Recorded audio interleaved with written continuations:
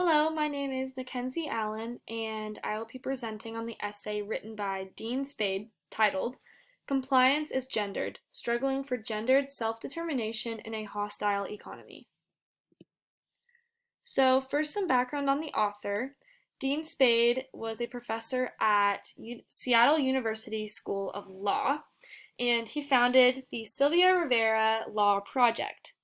So this project was a nonprofit that provides free legal services to transgender, intersex, and non-conforming people who are low income and/or people of color.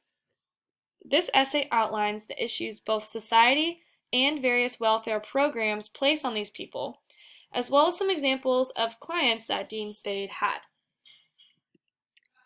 So the first quote that I'll be discussing from this essay is on page 257, and it reads, "The resulting lack of access to even the remaining shreds of the welfare system leaves a disproportionate number of trans people in severe poverty and dependent on criminalized work such as prostitution or the drug economy to survive.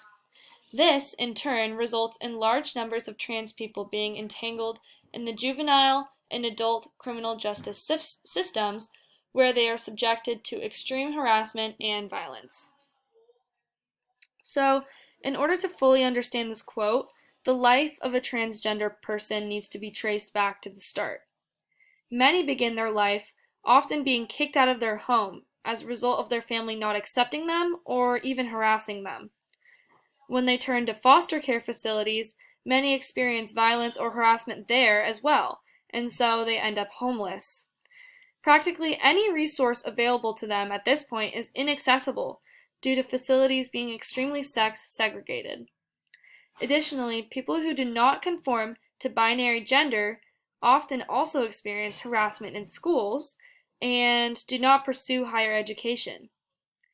This is because of a very prominent fear that their birth sex and name might be revealed on government documents or other sort of documents that they do not have the chance to change before applying. Society systematically discriminates against transgender people, which is a significant issue. Ultimately, as this quote points out, this discrimination leads to trans people turning to criminalized work purely in order to survive. The second quote I will be discussing is also on page 257, and it reads, "Access to participation in the U.S. economy has always been conditioned on the ability of each individual to comply with the norms of gendered behavior and expression. And the U.S. economy has always been shaped by explicit incentives that coerce people into normative gender and sexual structures, identities, and behaviors." This quote brings to light the fact that white people have the inherent advantage in our economy, while people of color and immigrants are often exploited and cannot reach success. In addition to white people, anybody who complies with the norms ingrained in our society get the advantage in the economy. For example, heterosexual and cisgender people often get advantages in that they are what is accepted in society and have better chances of being hired to a particular job. The third quote I will be discussing reads, "They are unable to comply or rehabilitate because to do either means to match stereotypes associated with their birth genders. Some are kicked off welfare because they fail to wear birth gender appropriate clothing to job training programs that require them to. Others are labeled sex offenders in juvenile justice simply because of their transgender identities, despite the fact that their criminal offenses were not sex-related, and forced to wear sex offender jumpsuits while locked up and attend sex offender therapy groups." This quote can be found on page 260. So this is a very loaded quote. I find the information presented in this quote to be very disturbing and upsetting. Transgender people do not identify with their birth genders, and if they are forced to do so, it is a violent and cruel act against the person's character and sense of self. The welfare programs are supposed to help those in economic need. However, many programs do not help transgender people in the slightest. This is because, as the quote mentions, people are expected and required to comply with their birth genders by wearing gender-appropriate clothing, and if they don't, They are not seen as serious job hunters and are therefore kicked out.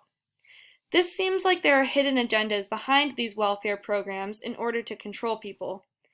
They apply extremely rigid roles on poor people to maintain the structure of society and ensure that people do not go against the norm.